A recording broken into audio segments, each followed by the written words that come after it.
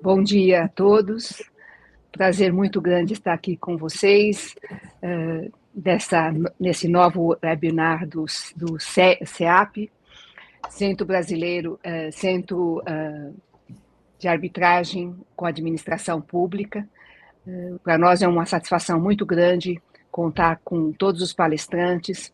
Gostaria de fazer um agradecimento inicial ao canal Arbitragem, que nos dá esse apoio, o Lauro Parente, aqui para que esse programa possa ser veiculado, e, evidentemente, em nome de todos os membros do CEAP, gostaria muito de agradecer a presença de nossos palestrantes, ilustres palestrantes, professores, representantes brasileiros na Corte Permanente de Arbitragem, e também o que já foi representante. Então, todos conhecem, professora Nádia Araújo, doutor Renato Benedutti e o doutor Eduardo Greber. Nosso objetivo aqui hoje é transmitir para os senhores essas noções básicas, iniciais, para que tomem conhecimento e tenham acesso a esse importante marco para o Brasil, que foi o acordo SEDE de instituir um escritório no Brasil da Corte Permanente de Arbitragem, e o que isso implica para nós, né? Qual toda a repercussão disso, não apenas pela sua carga histórica que envolve o Brasil, mas também para o futuro da arbitragem. E para isso, nada melhor do que estarmos aqui com as pessoas que estão ali na frente pelo Brasil dessa atividade, vamos dizer assim, científica, né? E poder passar para os senhores essa ideia importante que é ter agora o escritório brasileiro da Corte Permanente de Arbitragem. E para iniciarmos, vamos passar então a palavra à professora Nádia Araújo, que vai nos trazer aqui uma noção do assunto. Nós combinamos que cada um falará de 12 a 15 minutos, e depois vamos franquear para um debate entre nós, e também no chat, se houver alguma pergunta, algum comentário, os que estão assistindo podem fazer suas perguntas dentro da compatibilidade aqui com o tempo, porque vamos terminar às 11h30, vamos ter a oportunidade de responder essas perguntas, né? Então, muito obrigada a todos, reitero nosso agradecimento pelo CEAP, e passo a palavra à doutora Nádia, e querendo apenas dizer que uma das fundadoras também do CEAP, a doutora Adriana Pucci, não pôde estar presente por uma audiência que teve que ser marcada, e também a doutora Adriana Venturini, em decorrência dos seus compromissos profissionais, especialmente no momento atual, né, lá de Brasília, com a indicação do procurador-geral, do ministro Messias, para possível cargo no Supremo Tribunal Federal. Então, ela está lá trabalhando num apoio muito grande e se desculpou muito, e nós entendemos, porque ela é super ocupada, mas uma pessoa tão afável e tão gentil que poderia ter participado também, mas nós entendemos a situação. Professora Nádia, só tem a palavra. Muito obrigada. É um prazer estar aqui. Deixa eu ver se eu... É um prazer estar aqui com todos vocês nesse encontro para falar da Corte Permanente de Arbitragem, que é sediada na Haia, no Palácio da Paz, no belíssimo Palácio da Paz.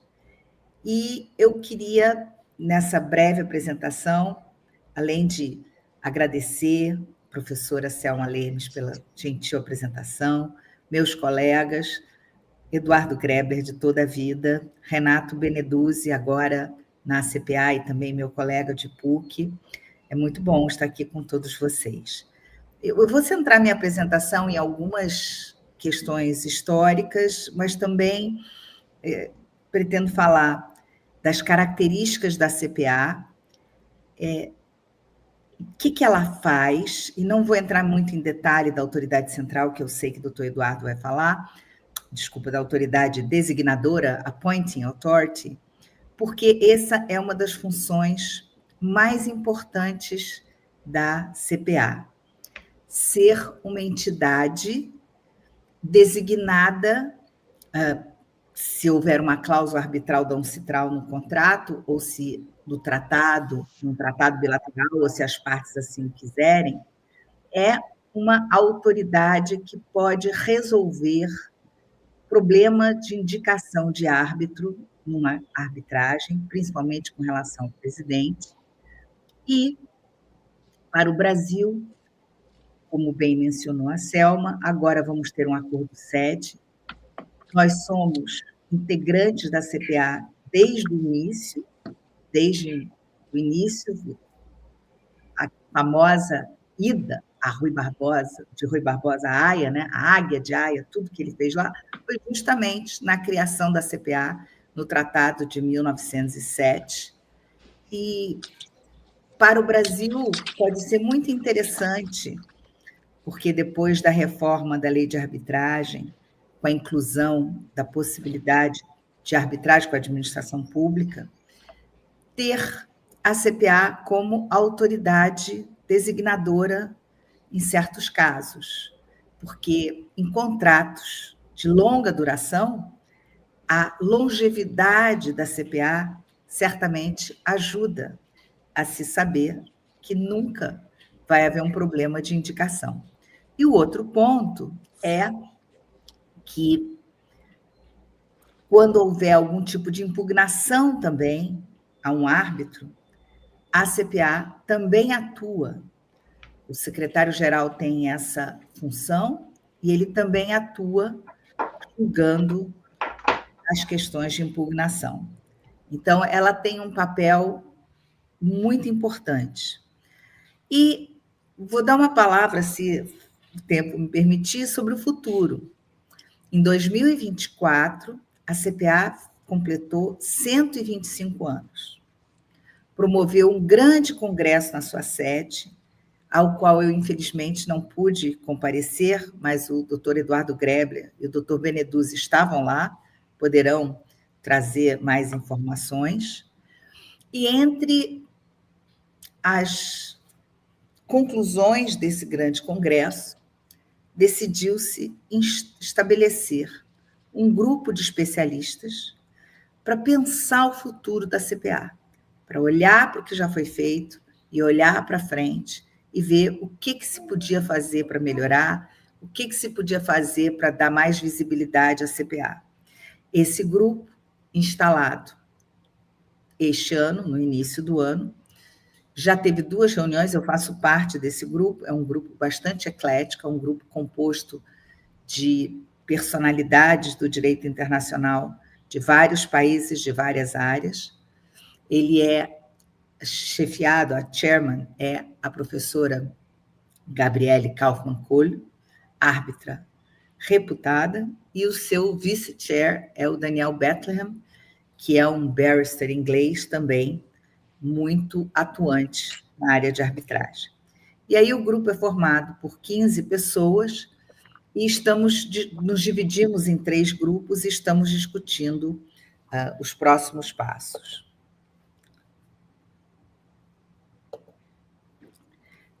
Eu queria, então, dando assim, informações bem gerais, né? A CPA foi a primeira organização internacional de caráter permanente para a resolução de disputas, através da primeira Conferência de Paz. Foi uma ideia do Tsar Nicolas, que queria reunir os países para discutir caminhos para a paz naquela época. Em 1907, e naquela época compareceram 24 estados, e se fez o primeiro tratado de 1899. Em 1907, já com Rui Barbosa, delegado do Brasil, se apoiou e se criou a CPA, efetivamente. E naquele momento, a ideia era de uma corte internacional. O Brasil ratificou esse tratado e fazemos parte desde então. Atualmente, a CPA possui 124 países membros e também diversas sedes regionais. Nos últimos anos, tem havido esse movimento em prol de se ter sedes em outros lugares.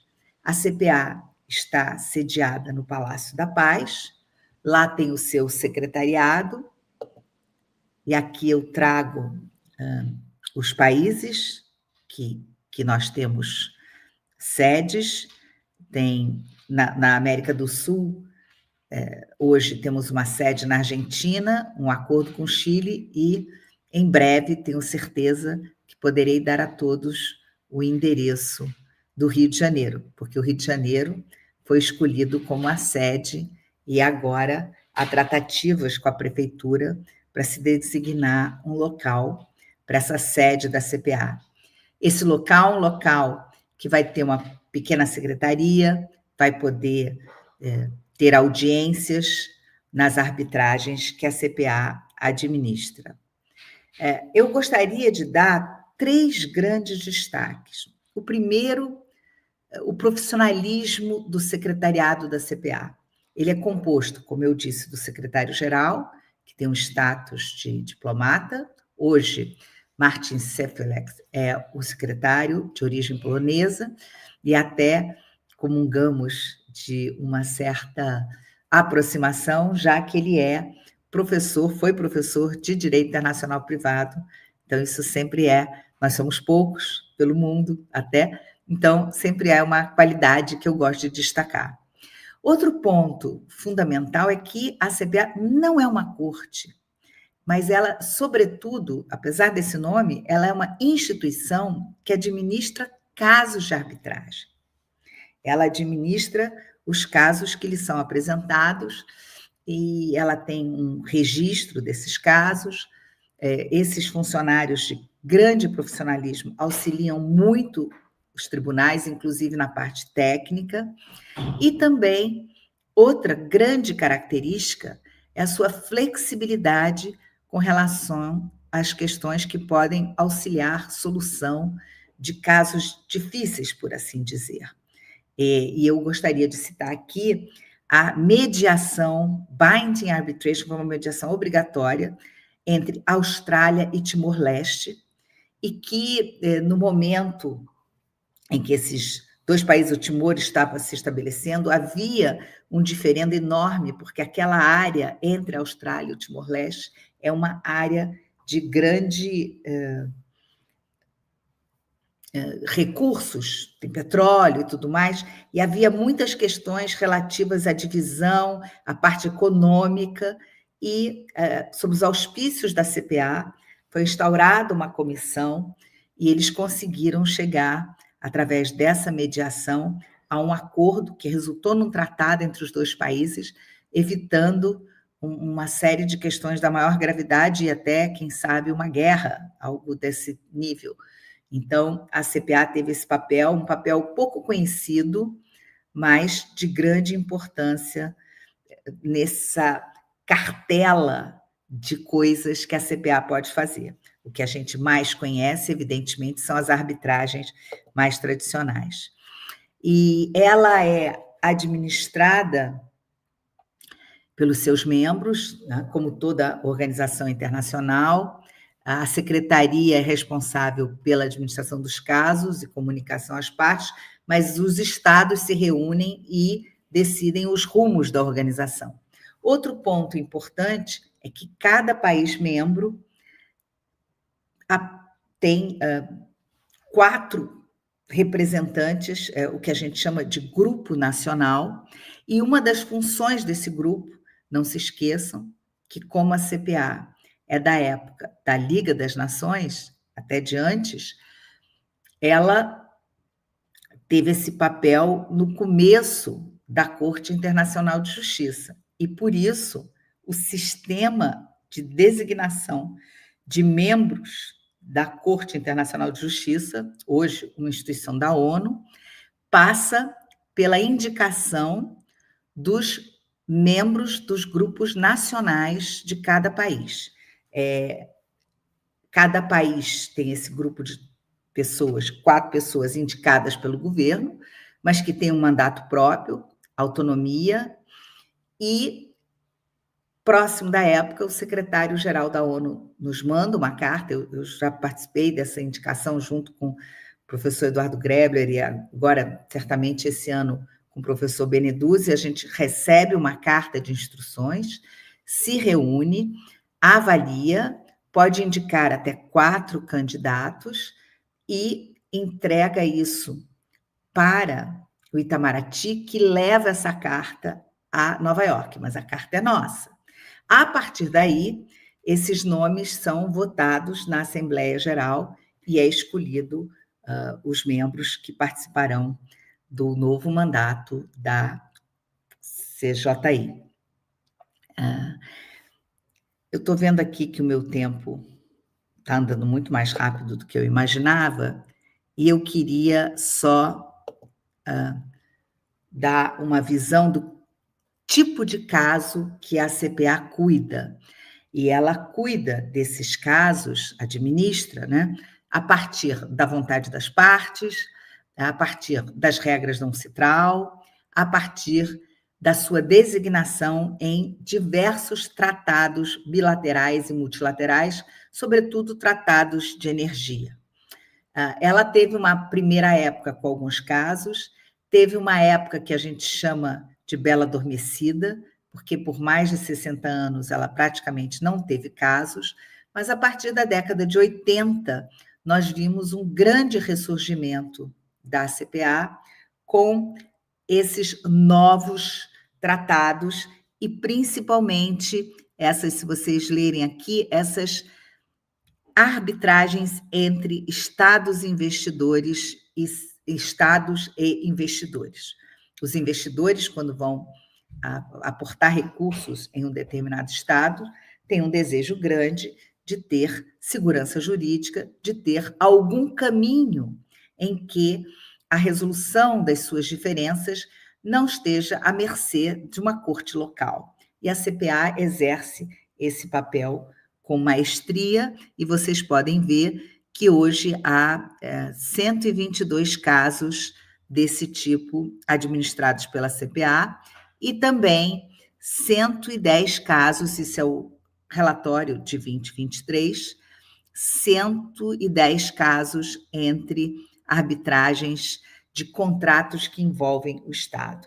Então, esse é o papel que a CPA tem exercido com maior empenho, com maior visibilidade, o de ser a instituição por excelência para as arbitragens entre estados e investidores e para contratos com o Estado. Com isso, eu não vou me exceder aqui no meu tempo, acabei indo para os 15 minutos, agradeço e fico à disposição para quaisquer perguntas. Muito obrigada. Muito obrigada, professora Nádia, pelos seus esclarecimentos. E vamos passar, então, agora a palavra ao Renato, que ele vai nos dar, ao professor Renato, que ele vai nos dar uma ideia de toda essa estrutura dos tratados, como isso funciona, né? E dos acordos, em sentido de dar operacionalidade aí ao que foi firmado, né? Que é o acordo sede, e também os próprios trabalhos da Corte Permanente de Arbitragem. Professor Renato, você tem a palavra. Muito obrigado, Selma. É uma honra estar aqui nesse evento, presidido por você, organizado pelo CEAP, pelo canal Arbitragem. É uma honra estar com os colegas Eduardo e Nádia. Sinto também muita falta de nossa colega Adriana, é uma pena que ela não está aqui, mas essa é uma razão para organizarmos, se Deus quiser, talvez um próximo evento, quem sabe, né? Então, enfim, agradeço o convite, é uma honra estar aqui com todos vocês. Dando sequência ao que a Nádia disse, eu falarei um pouco sobre a estrutura, digamos assim, jurídica, os principais instrumentos que organizam a atuação da CPA, mas antes disso, duas premissas que talvez possam nos ajudar a entender esses instrumentos. A primeira delas é que nós temos, em princípio, 3 grandes áreas de atuação na arbitragem, em que a CPA pode, sempre olhando do ponto de vista do Brasil, atuar. A primeira delas diz respeito às arbitragens entre Estado. A CPA foi concebida inicialmente como um mecanismo para a solução de disputas entre Estados. Essa não é mais, aliás, não é há quase 100 anos, a única área de atuação da CPA. Pelo contrário, hoje o número de arbitragens entre Estados é menor do que as outras que envolvem entidades não estatais, mas mesmo assim essa é a primeira vocação, digamos assim, da CPA. O Brasil, nesse sentido, ele é um espaço possivelmente neutro em arbitragens entre Estados. Ainda que as arbitragens não envolvam o Brasil é percebido no mundo, enfim, conturbado, como um espaço relativamente neutro, em que talvez disputas que envolvam, por exemplo, países como a Rússia e a Ucrânia, que, como todos sabem, estão em guerra, possam realizar certos atos da arbitragem, como audiência. Existe na CPA uma arbitragem ainda em curso entre a Rússia e a Ucrânia sobre direitos costeiros no Mar Negro, no Mar de Azov e no Estreito de Kerch. Quer dizer, a CPA administra arbitragens entre Estados e faz sentido imaginar a atuação do Brasil nesse contexto como um espaço neutro quando essa arbitragem entre Estados envolver, enfim, países que talvez prefiram não realizar audiências, ou o que normalmente acontece em países como, por exemplo, a própria Holanda. A segunda área de atuação, falando sempre do ponto de vista do Brasil, é a ideia de que o Brasil pode ser também um espaço neutro em arbitragens de investimento, tradicionalmente concebidas. Como nós sabemos, o Brasil não é parte do sistema ICSID. Aliás, Eduardo é o maior especialista no Brasil sobre esse assunto, pode falar sobre isso muito melhor do que eu, mas muito rapidamente, nós, por bem ou por mal, nós não aderimos ao sistema tradicional de proteção de investimentos, mas o Brasil poderia aqui também ser um espaço neutro para a administração e realização, por exemplo, de audiências em arbitragens que envolvessem, por exemplo, outros países da América Latina, países lusófonos na África, e o PCA é muito ativo nessa arbitragem. Eu cito, saiu recentemente na mídia uma notícia sobre a arbitragem entre uma empresa norte-americana, a Sea Search Armada, contra a República da Colômbia, discutindo o destino do naufrágio do galeão São José, que foi redescoberto na costa da Colômbia há pouco tempo. É um litígio de mais ou menos 10 bilhões de dólares entre o investidor americano e a Colômbia. O Brasil pode, especialmente, mas não exclusivamente, na América Latina e na África, ser também um espaço de neutro ou mais neutro para a administração dessas arbitragens. E, por fim, claro, temos também a parte, ou a terceira área de atuação do PCA, que são arbitragens envolvendo direta, mas às vezes só indiretamente, a administração pública. Como a Nádia bem explicou, o PCA tem a sigla em inglês, a CPA, sigla em português ou em francês, tem uma vocação pública, um perfil institucional próprio, é um organismo intergovernamental, centenário. De sua governança, o Brasil participa através de um representante no seu conselho administrativo. O secretário-geral ele goza de privilégios diplomáticos.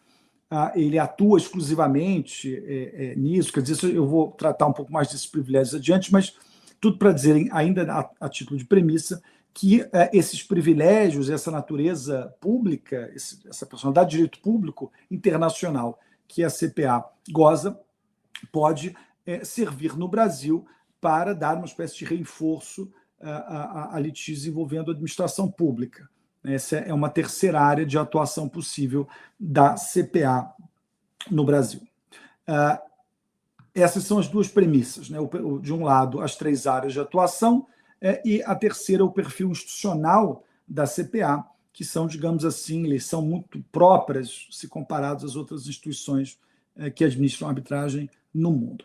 Dito isso, há dois grandes instrumentos. A gente não tem, enfim, ainda nesse espírito de fazer isso de modo mais rápido possível, mas podemos, claro, mais adiante discutir alguns detalhes. Mas passando essa pincelada geral, nós temos dois grandes instrumentos que interessam, ou melhor, são três blocos. O primeiro, claro, são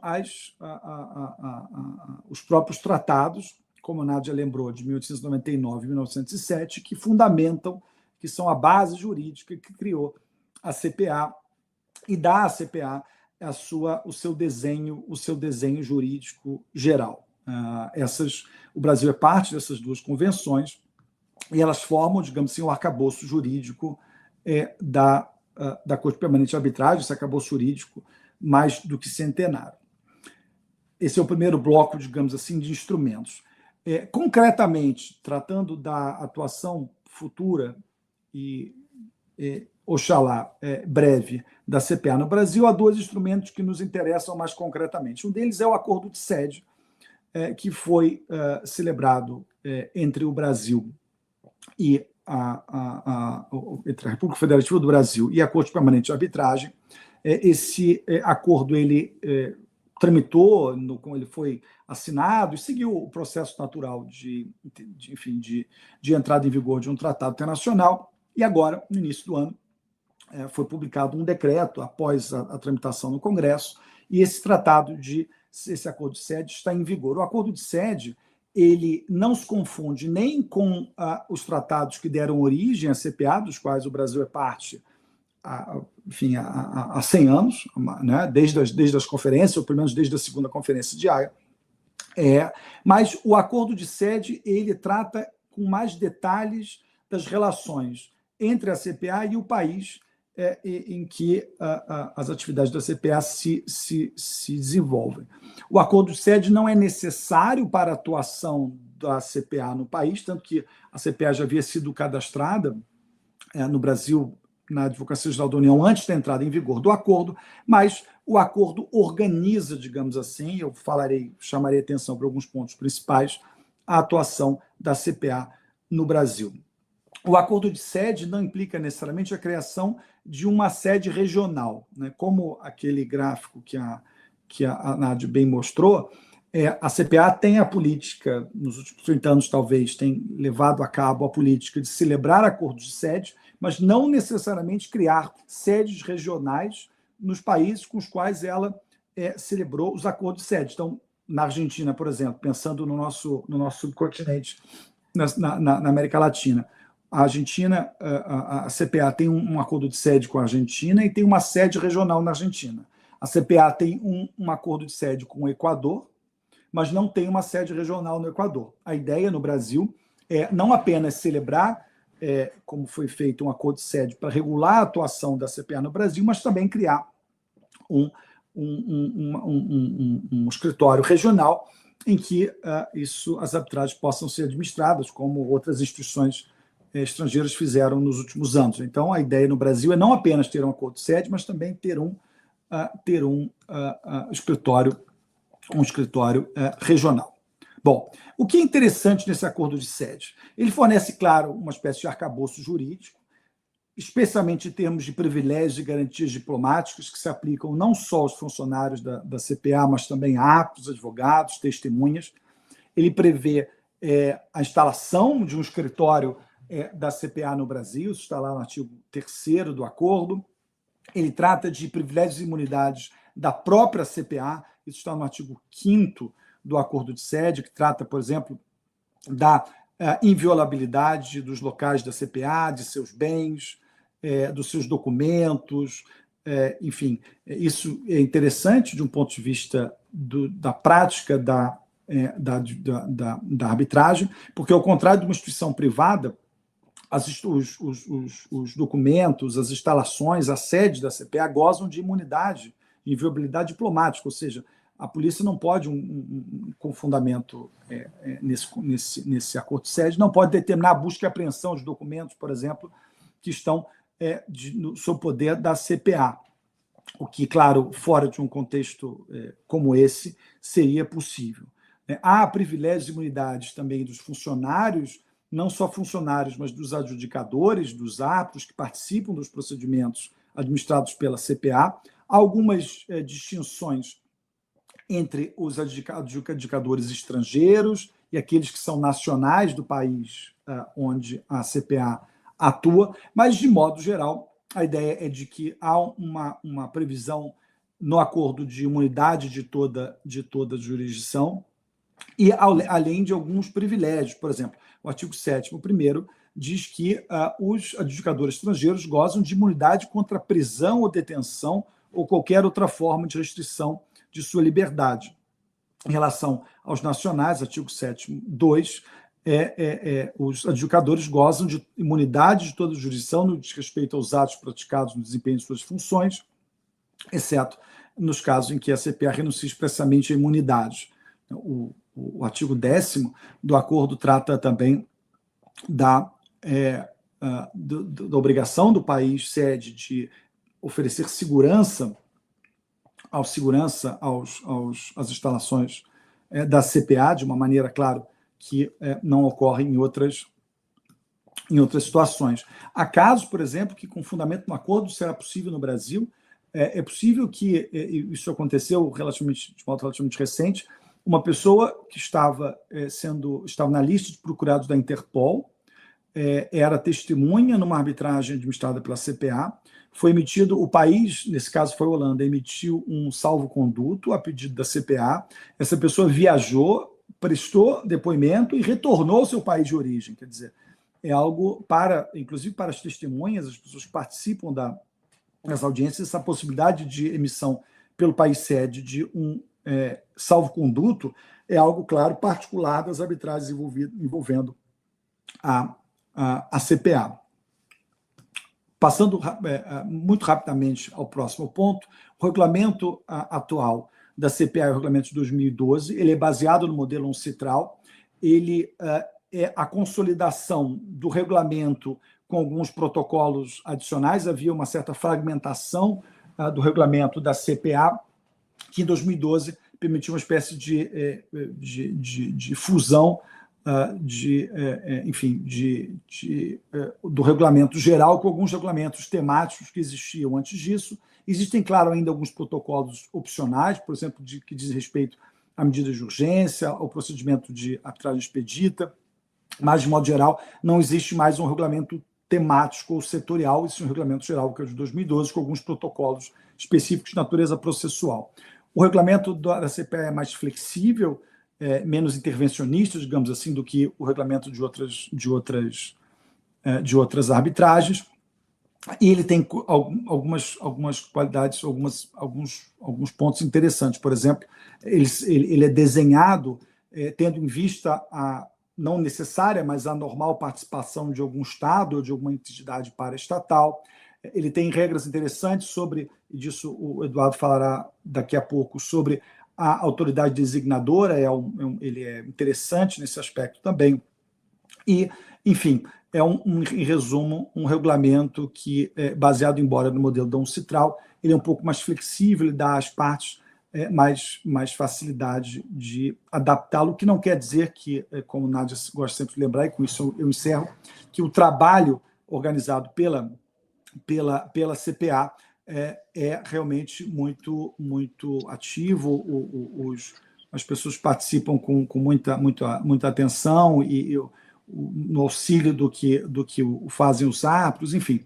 Com isso, eu paro por aqui, temos outros aspectos que a gente pode discutir mais adiante, mas, em princípio, essas são as primeiras impressões que eu gostaria de passar. Teremos, oxalá, tempo para, se ficarem algumas dúvidas, alguns pontos que mereçam mais atenção, nós aprofundarmos. Mas, em linhas gerais, esse é o panorama que eu gostaria de passar. Obrigado mais uma vez pela atenção de todos.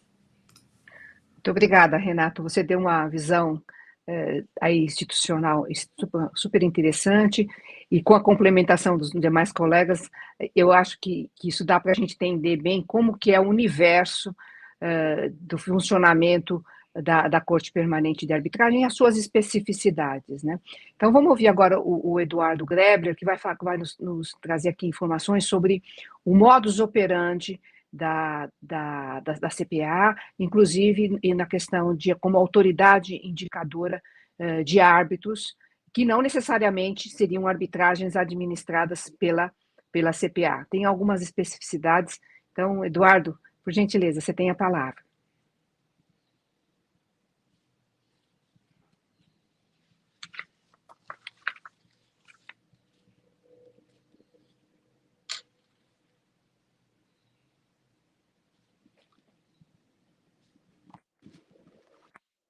Eduardo, você está mudo.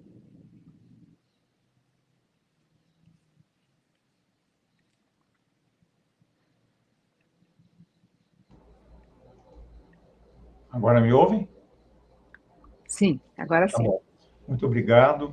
Eu começo agradecendo ao CEAP, né, o Centro de Estudos de Arbitragem e Administração Pública, dirigido por colegas que têm feito um trabalho espetacular de difusão, né, das diferentes atuações que a arbitragem pode ter em benefício dos atores, né, das relações jurídicas com a administração pública, particularmente na pessoa da Adriana Pucci e da Selma.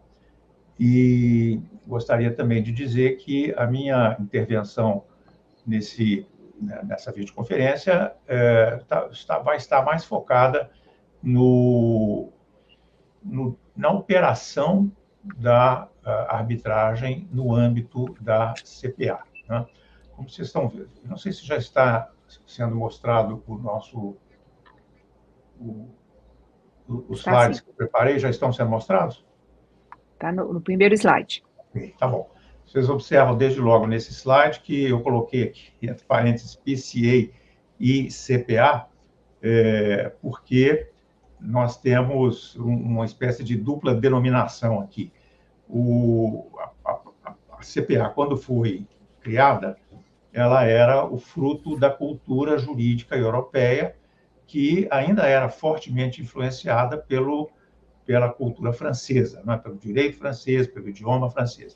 Então, tudo isso se fez sob forma bilíngue. A CPA, ela própria se denomina, e os seus documentos são sempre editados em dois idiomas, né? O francês, e em francês seria CPA, Corte Permanente de Arbitragem.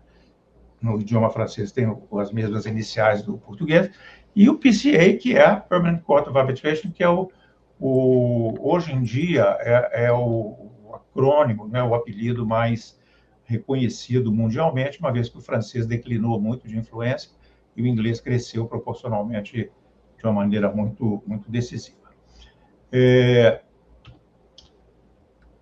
Essas informações muito, muito preliminares já foram apresentadas aqui pelos meus colegas. O que tem de característica interessante, que chama logo a atenção na CPA, é a sua natureza intergovernamental. Isso não foi criado por uma instituição de comércio, não foi criado por uma instituição sindical, não foi criado por uma federação de negócios, isso foi criado por estados, por entes de direito público externo.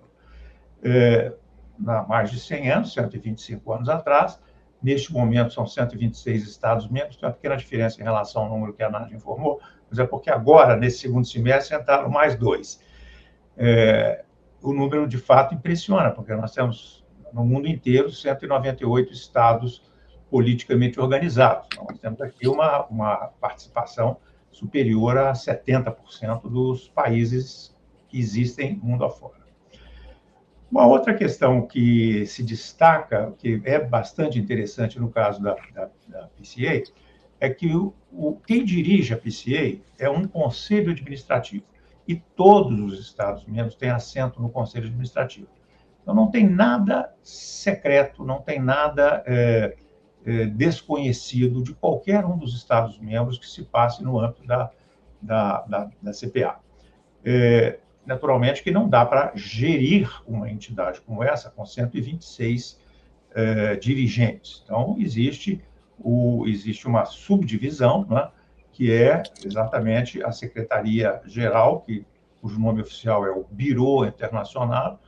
O Bureau International é dirigido pelo secretário-geral, que é, na verdade, quem comanda a operação da CPA.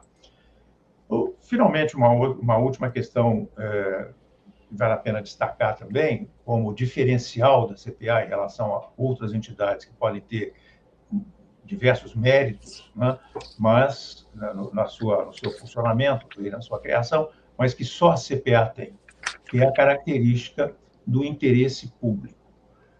A CPA tem uma alta sensibilidade, né, uma percepção aguçada em relação a questões que envolvam o meio ambiente, mudança climática, direitos humanos, pesca sustentável e até mesmo taxação internacional.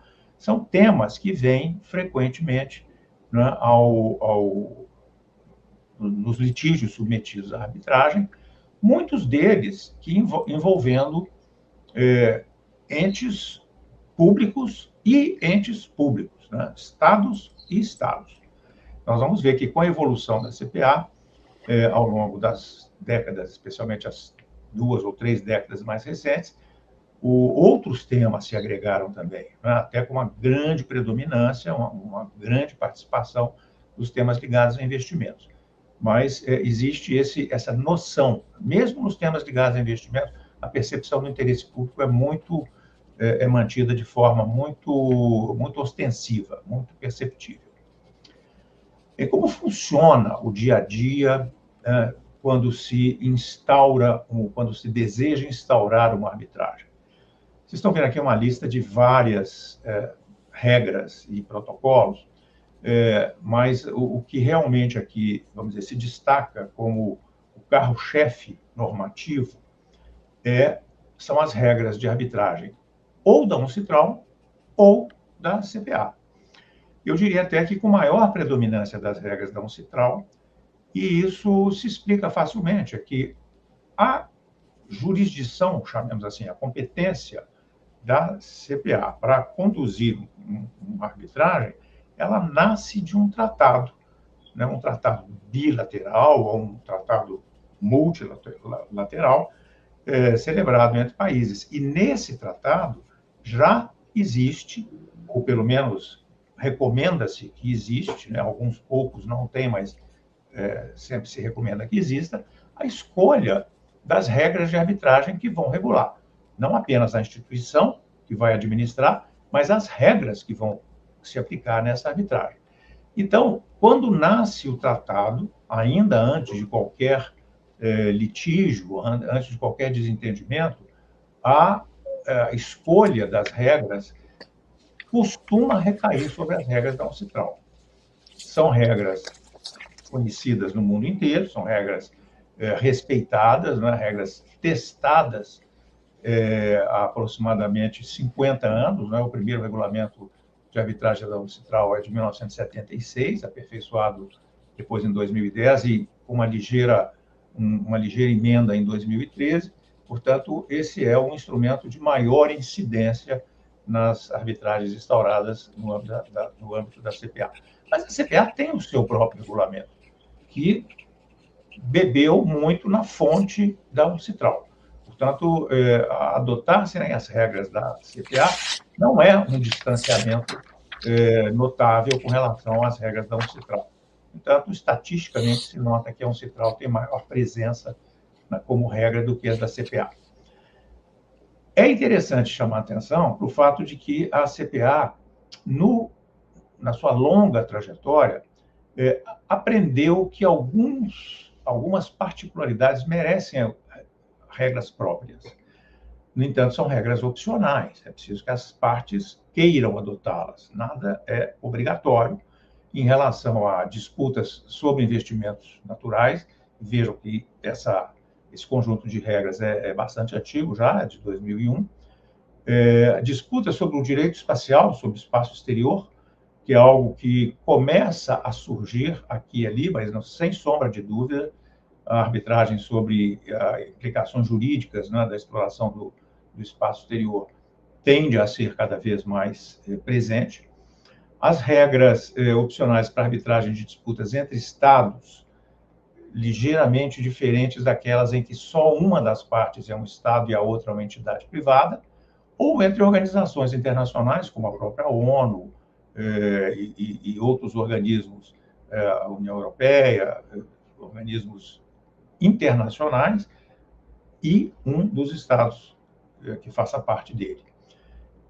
Também sobre os procedimentos expedidos, que é uma tendência que vem, né, nas instituições arbitrais mundo afora, diante da insatisfação, podemos dizer, generalizada no meio arbitral, de que as arbitragens estavam se alongando, ou estão excessivamente longas, considerando uma série de fatores que têm influenciado o desenrolar, não é, das arbitragens. Muitas instituições adotaram procedimentos expedidos que são vocacionados para arbitragens de valores talvez um pouco menores ou de complexidade menor. está também à disposição as regras, o protocolo adicional sobre procedimentos expedidos, que abrevia procedimentos, abrevia muitos procedimentos. Aqui é uma tendência que não é só da CPA, de fato, isso está disseminado em instituições arbitrais em diferentes países. No Brasil, as instituições brasileiras também, praticamente todas elas já adotaram as regras de procedimentos expedidos.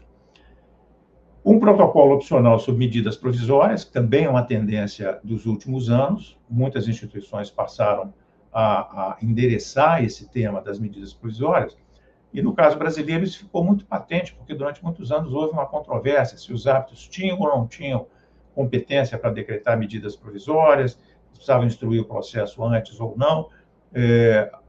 O sucedâneo para isso era ir ao Poder Judiciário, mas se você é obrigado ao Poder Judiciário, você anula uma das vantagens da arbitragem, que é exatamente não se submeter, né, às peculiaridades do processo judicial.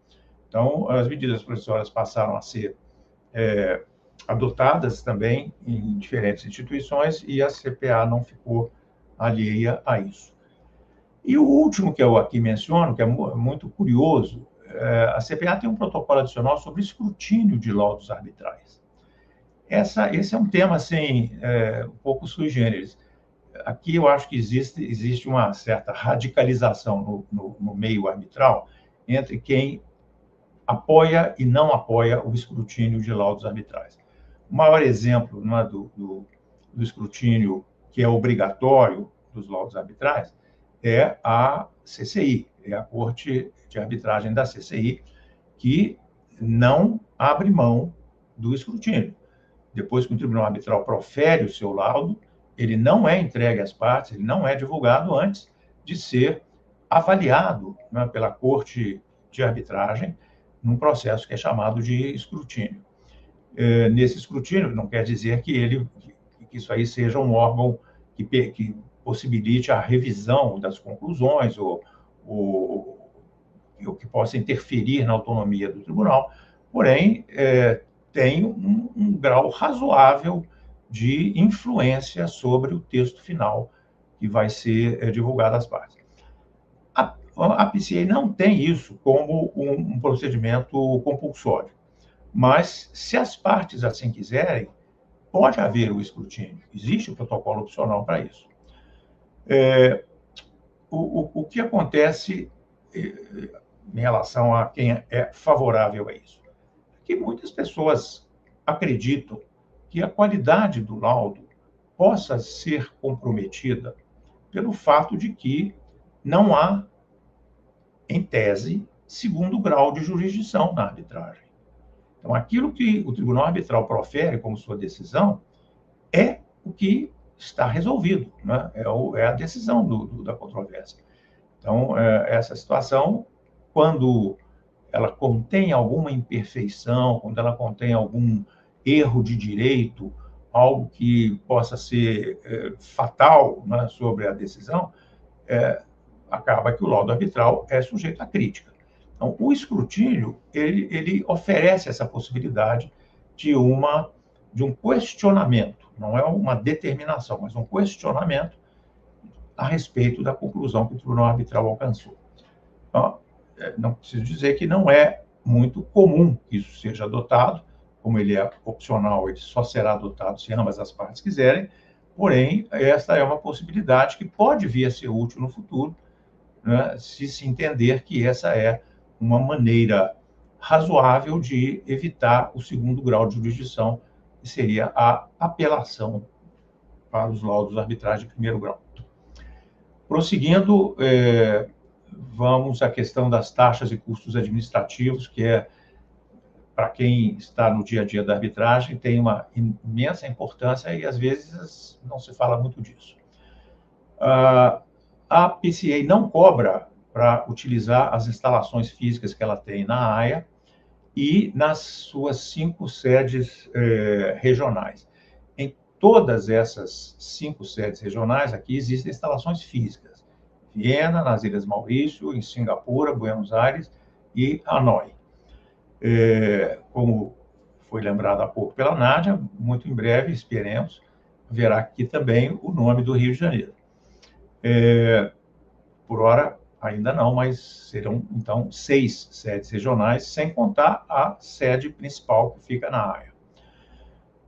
O sistema de cobrança de custos administrativos é basicamente por taxas horárias. Se cobra uma taxa um pouco maior para secretário-geral, subsecretário-geral, conselheiros jurídicos principais, e uma taxa um pouco menor para os conselheiros e para a questão da equipe legal e da equipe administrativa. Então, esse range aí vai de 60 euros por hora até 275 euros por hora, que é o valor que o secretário-geral cobra. Não é ele que cobra, a CPA cobra pela atuação dele. O sistema de cobrança por taxa horária, na prática do direito, na prática da advocacia e da arbitragem, sempre é visto assim com uma certa preocupação, porque você sabe qual é o valor da taxa horária, mas não sabe quantas horas, né, serão gastas. Então, existe sim uma possibilidade, uma imprevisibilidade quanto será gasto no futuro, né, no encerramento do procedimento, pela atuação desses funcionários da CPA. Mas a prática tem mostrado que os valores são sempre muito razoáveis e muito aquém do que se poderia imaginar na cobrança das taxas fixas por instituições internacionais de arbitragem, como sejam a London Court, como seja a Corte de Arbitragem da PCA, o ICDR, e algumas outras que cobram em valores globais. Então, na parte de taxas de administração, se pode dizer que esse é um fator que não é irrelevante, mas não é um fator que possa desanimar, desencorajar qualquer usuário da arbitragem, né? E, muito ao contrário, tem até benesses, como, por exemplo, a utilização de instalações sem nenhum custo. Na parte de honorários dos árbitros, também se adota o critério horário, não existe uma tabela, ao contrário dessas outras instituições que eu mencionei, não existe uma tabela, existe uma praxe, né? Esse valor de 300 euros a 600 euros por hora é uma praxe. E está muito baseado no padrão médio que é praticado pelos árbitros que atuam na CPA. Estou evitando a palavra mercado aqui, mas essencialmente é isso, né? O que se pratica no mercado é algo em torno desses valores. Um elemento interessante é que tudo que se paga à CPA, seja para a própria CPA, como reembolsos ou cobranças, e os honorários dos árbitros também, são mencionados nos laudos arbitrais. Então, todas as partes e até mesmo toda a comunidade arbitral que tiver acesso a esses laudos, uma vez que muitos dos laudos da CPA não são mantidos sob sigilo, todos esses tomam conhecimento de quanto foi o custo da arbitragem pago como honorários ou pago como taxas à CPA. Uma outra questão que diferencia a CPA e que tem sido também um tema nos últimos 10 anos, ou algo em torno disso, uma grande preocupação, que é a questão da impecuniosidade, né? Que é essa palavra aí pomposa, mas que quer dizer a parte precisa entrar em juízo, precisa buscar prestação jurisdicional, mas não consegue pagar por esse serviço, uma vez que a prestação jurisdicional arbitral é um serviço prestado, não é uma obrigação do Estado. Já em 1995, a PCA desenvolveu termos de referência e guidelines para criar um fundo de assistência financeira. Olhem só que exemplo importante e no caso, né, de outras instituições, deveria servir como exemplo. Países que têm um nível de desenvolvimento muito baixo e que estão na lista de recipientes de auxílio da CDE, da OCDE, têm direito de buscar, nesse fundo de assistência financeira, os recursos, o dinheiro necessário para cobrir os custos deles. Isso se aplica somente aos estados, não aos não estatais. Com as taxas administrativas e também honorários de árbitros, advogados, experts, testemunhas, deslocamentos, tudo que necessário for para fazer valer o seu direito, na observância do devido processo legal. De onde vem o dinheiro para isso? São contribuições voluntárias de Estados-membros e outras entidades públicas e privadas, predominantemente Estados desenvolvidos, né, que têm recursos disponibilizados para finalidades dessa natureza de contribuição voluntária. Quem cuida da supervisão do Fundo de Assistência é um Board of Trustees, que é um grupo, né, de 4 a 7 pessoas, que é indicado pelo secretário-geral e aprovado pelo Conselho Administrativo, mas isso não é uma decisão que o secretário-geral ou que alguém no lugar dele possa tomar da sua própria cabeça. Existe todo um conjunto de regras e termos de referência para gerenciar esses recursos. Até 2025, 12 Estados-membros fizeram uso dessa facilidade e se mostrou realmente muito, muito útil. Naturalmente que o número não é grande, não é tão grande assim, mas são casos extremos, casos de países, especialmente da esfera do continente africano, que realmente teriam muita dificuldade ou até impossibilidade de se defender se não tivessem esse aporte. É algo que, não de maneira tão estruturada, mas pode ser um exemplo a ser seguido, né, pelas outras instituições que, na minha visão, né, de ator no meio arbitral já por algumas décadas, são atitudes muito, muito frias e muito individualistas, né? Dizer, bom, quem não tem dinheiro não vem à arbitragem. Se vier à arbitragem e não pagar, a arbitragem é encerrada. Não me parece essa ser a melhor abordagem diante do fato de que a arbitragem é obrigatoriamente substitutiva da jurisdição estatal. Portanto, eu tenho defendido já há algum tempo a necessidade de se desenvolverem alternativas para a impecuniosidade da parte na arbitragem. Vamos falar um pouquinho sobre a designação da autoridade nomeadora pela PCA. Eu vou fazer um parênteses aqui, pedir a Selma que, se eu atravessar muito o horário, por favor, me sinalize, tá? Mas, voltando, então, a designação da autoridade nomeadora pela PCA já foi destacado pelos meus colegas que é uma das funções mais relevantes que se reconhece ao secretário-geral.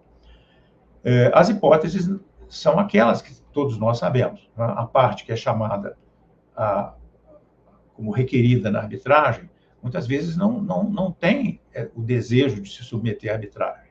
Então, existe uma recusa, uma resistência a indicar o árbitro no prazo regulamentar.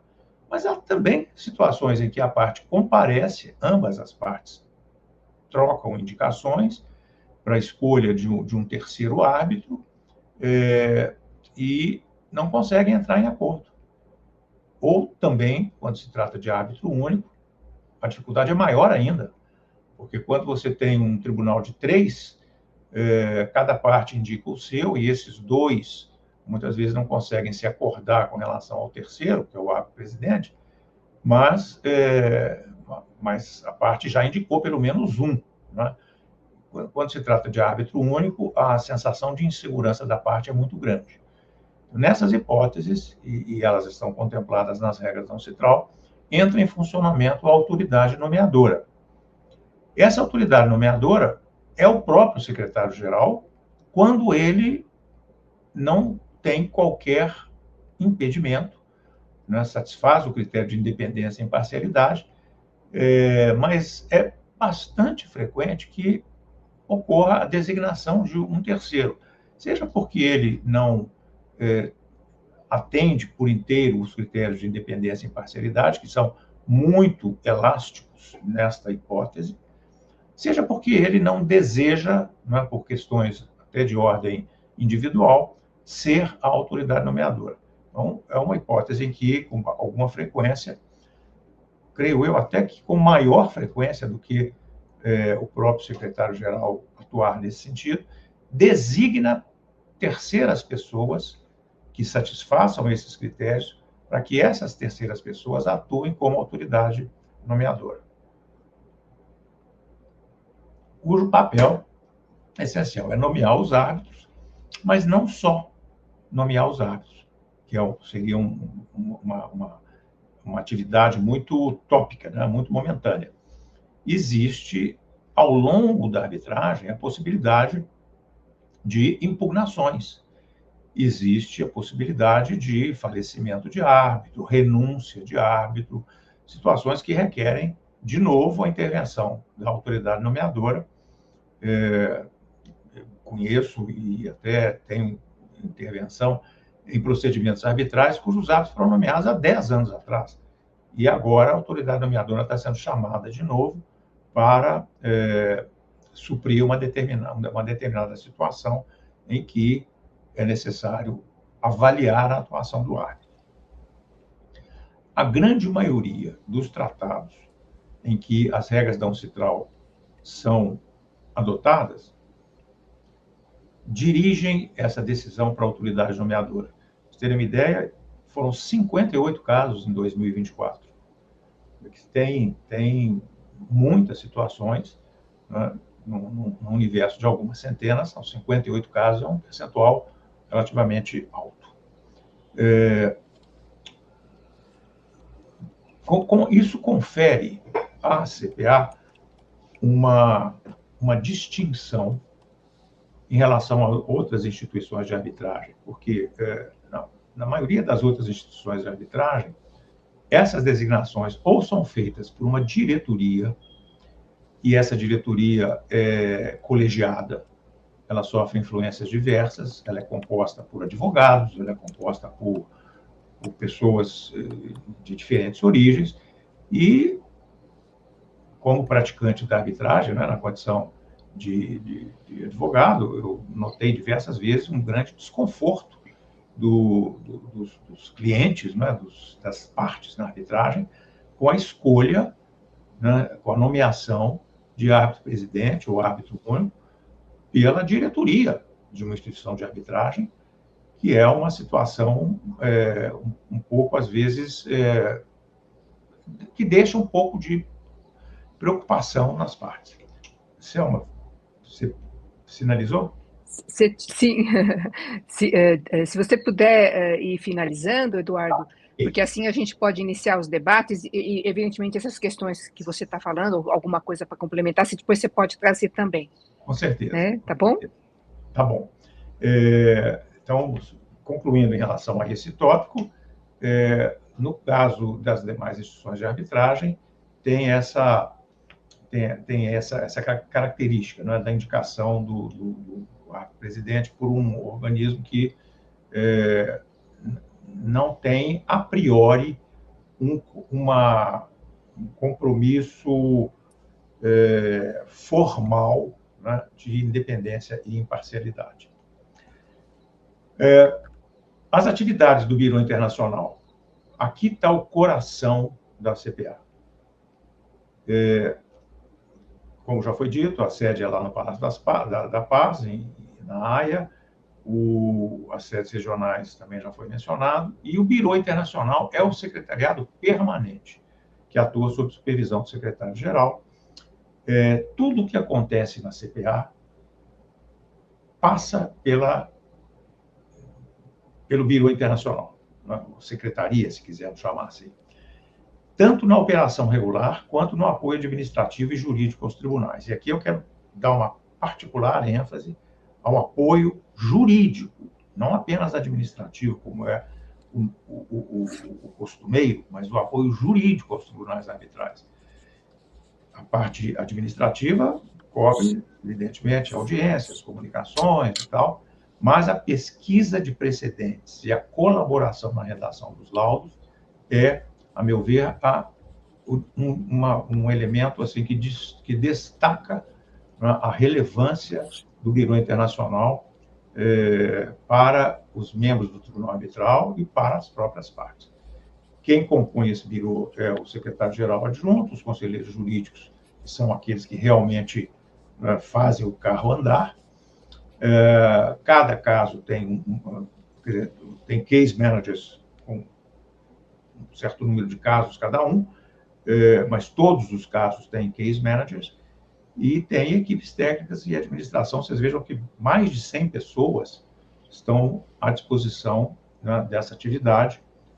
Estiveram no ano de 2023, eu não tenho estatísticas de 2024 e 2025, mas não tenho dúvida em afirmar que esse número tende a crescer. Resta uma última questão, que é a PCA e o Grupo de Trabalho 3 da Uncitral, mas que eu vou deixar para mencionar no curso da complementação dos debates, se houver interesse em tratar desse tópico, que é uma situação também muito, muito atual, extremamente atual, em que a PCA tem tido um papel bastante interessante. Mas paro por aqui e volto ao tema se houver interesse dos que aqui estão. Muito obrigado pela atenção de vocês, gente. Muito obrigada, Eduardo. Foi, assim, extremamente interessante sua explanação, assim como os demais. Pena ter dado o toquinho para você interromper um pouquinho, para a gente fazer um pouquinho de debate, temos um pouquinho de debates, né? Com certeza. Então, eu pergunto, de tudo que foi explanado, me chamou muita atenção a questão do status internacional da PCA, né, da Corte Permanente de Arbitragem, e por isso, né, tem aplicações diferenciadas, tanto para o staff, como também para as pessoas que participam. E eu gostaria de ouvir da Nádia, e depois também do Renato, sobre essa questão da imunidade do árbitro que o acordo SED aborda. Se vocês puderem trazer assim, alguma complementação, seria muito interessante, porque é um diferencial muito grande em relação ao status de árbitro, né? Nádia? Pois não. Bom, em primeiro lugar, Eduardo, parabéns pela sua explanação muito completa e com detalhes. Eu acho que o público deve ficar feliz de poder ter esses dados dos pagamentos, dos custos, é realmente interessante. Sobre a imunidade, esse tratado SED, ele traz a imunidade de jurisdição para os árbitros e para os funcionários nos mesmos moldes da imunidade para os diplomatas. E, sobre isso, nós temos 2 convenções internacionais importantes, a Convenção sobre Imunidades para Diplomatas e a Convenção sobre Imunidades para Cônsuls. E esses 2 diplomas estão em vigor no Brasil, são diplomas que sedimentaram regras consuetudinárias ao longo de toda a história da diplomacia, mas que hoje têm regras legais, eu não tenho aqui o número do decreto, mas é 14.000 alguma coisa, enfim.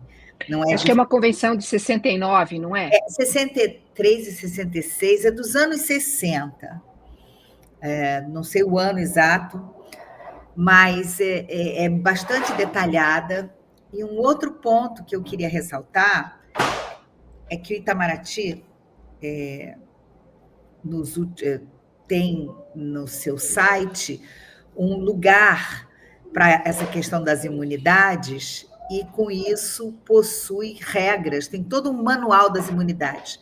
Eu já tive que lidar com até como trazer cachorro, sabe? Você tem imunidade até para os pets, entre outras coisas, evidentemente.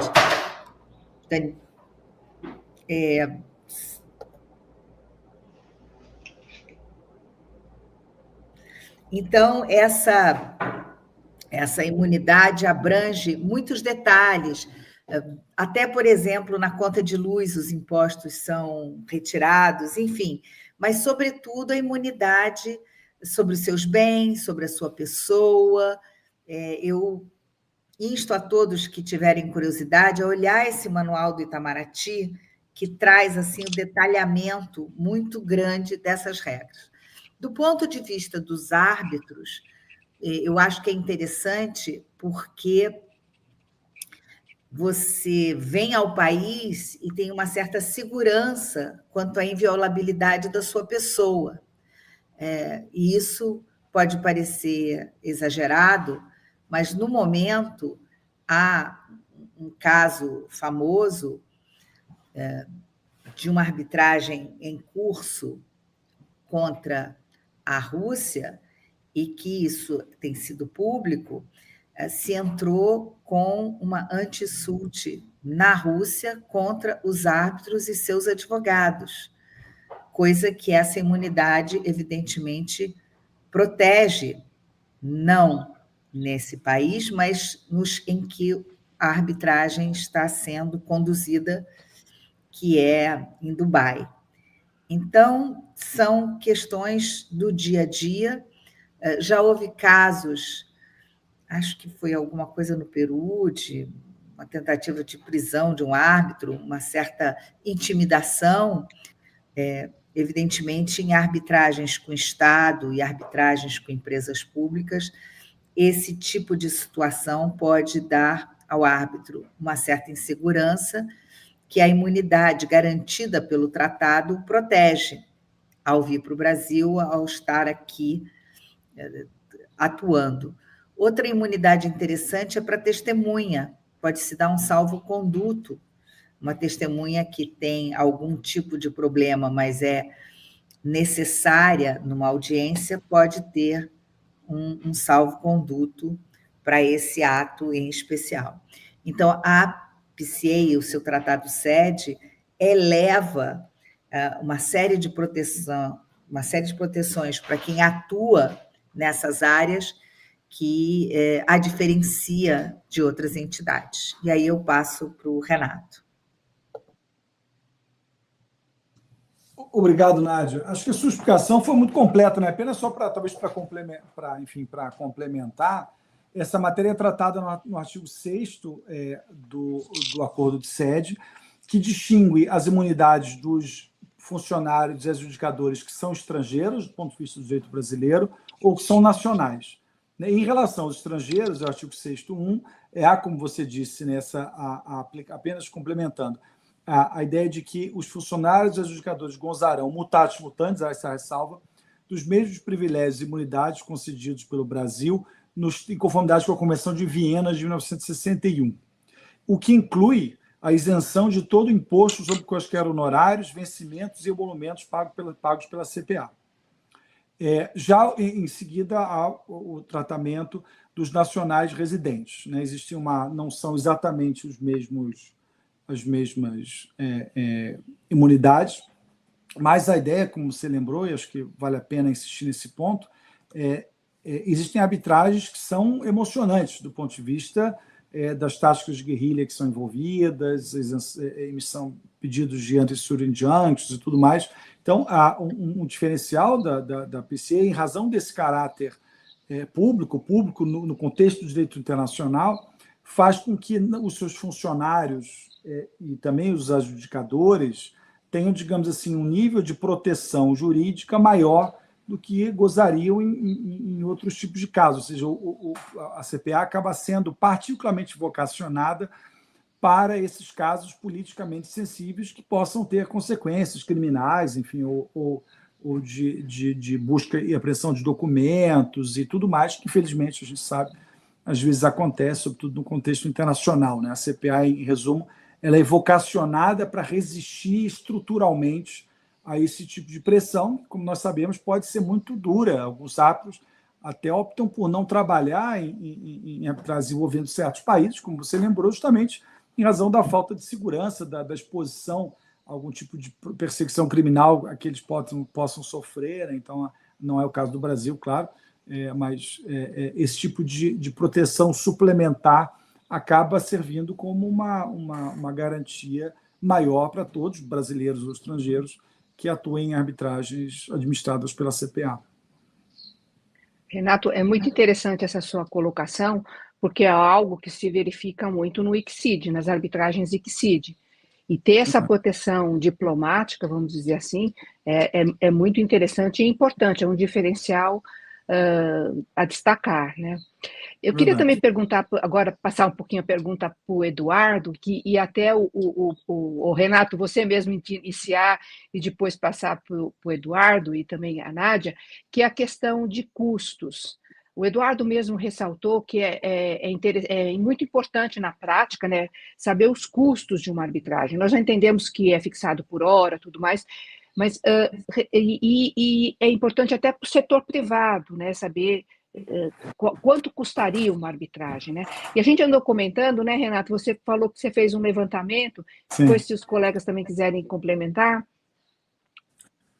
Obrigado, Selma. Na verdade, acho que apenas complementando aquilo que o Eduardo disse, existe uma espécie de anexo de custas. Eu posso até copiar o link aqui, não sei se eu copiando aqui no chat, todos podem ter acesso aqui, talvez no comentário. Eu vou tentar colocar aqui no link, eu não sei se todos poderão. É um anexo de custas.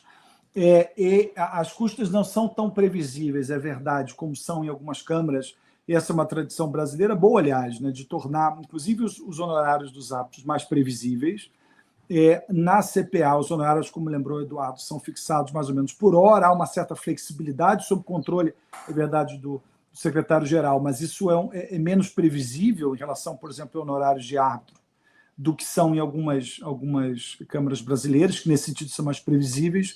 Mas para vocês todos terem uma ideia, nesse anexo cujo link eu indiquei, por exemplo, a designação de uma Appointing Authority custaria, nessa tabela atual, 3 mil euros.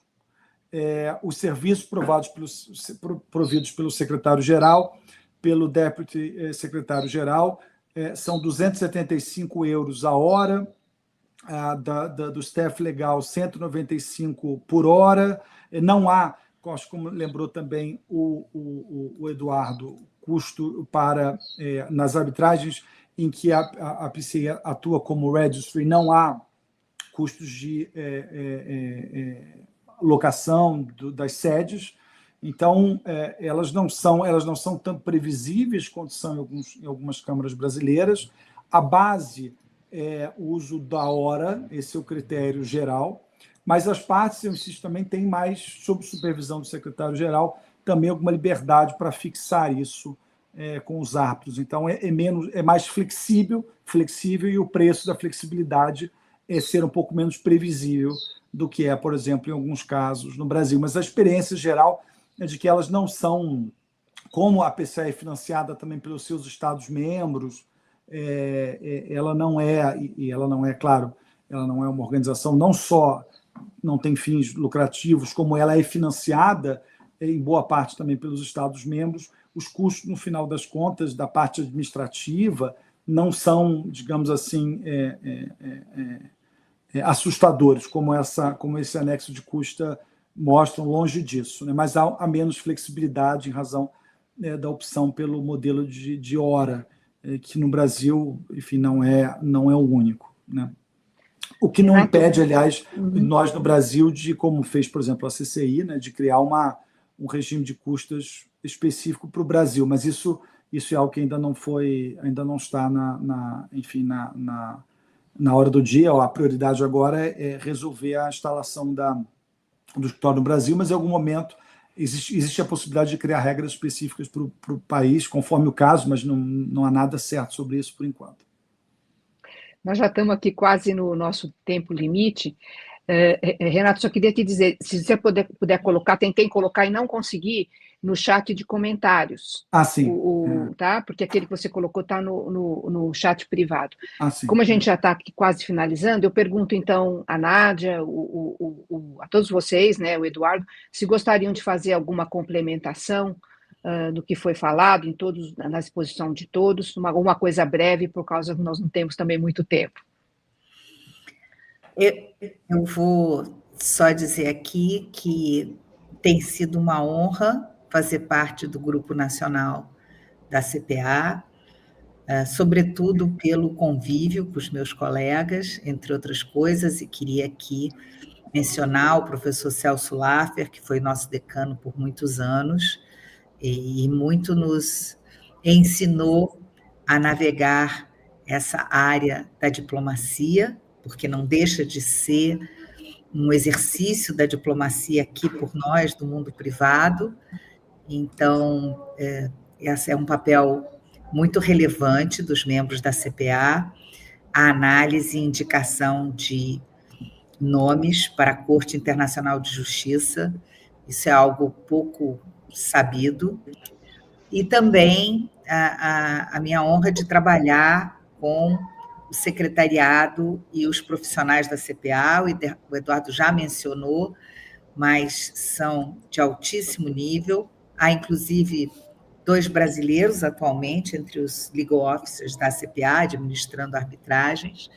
É um corpo muito internacional, muito preparado e presta um auxílio técnico de grande relevância para quem participa das atividades da CPA. E, por fim, a minha esperança de que uma das coisas que eu tenho sugerido no grupo de trabalho e que eu acho importante é dar maior visibilidade à CPA. A CPA, muitas vezes, é muito desconhecida. A professora Gabriele Kaufmann-Kohler fez um texto, eu acho que está disponível, para os 125 anos, dizendo que a CPA era como uma bela adormecida que, por mais de 60 anos, ficou absolutamente sem grandes, relevantes casos de arbitragem, mas que, nos últimos 20, 30 anos, tomou um rumo de grande destaque, e eu vou só mencionar, como disse o Eduardo, os novos pontos. No momento em que a Organização Mundial de Saúde tem o seu painel absolutamente suspenso, por falta de membros, no momento em que nós estamos vendo disputas de toda a ordem, tarifárias, sobre o clima, e tantos assuntos da seara internacional multilateral, certamente a estabilidade e o nome que a CPA granjeou ao longo dos seus 26 anos poderiam dar a ela um papel de auxiliar na solução desses conflitos. É um órgão neutro, é um órgão imparcial, é um órgão composto pelos Estados, então é uma organização internacional. Acho que o papel dela nos próximos anos só vai aumentar. Eram esses meus comentários finais. Muito obrigada, Nádia. Eduardo? Pois não. Eu agradeço, né, mais uma vez ter tido a oportunidade de conversar com todos aqui e vou aproveitar esses minutinhos apenas para registrar, muito em breve, a relevância do papel da CPA também como um dos observadores nos trabalhos do grupo de trabalho, né, o Working Group 3 da UNCITRAL, que está se dedicando à revisão das regras do sistema de arbitragem, de disputas entre Estados e investidores.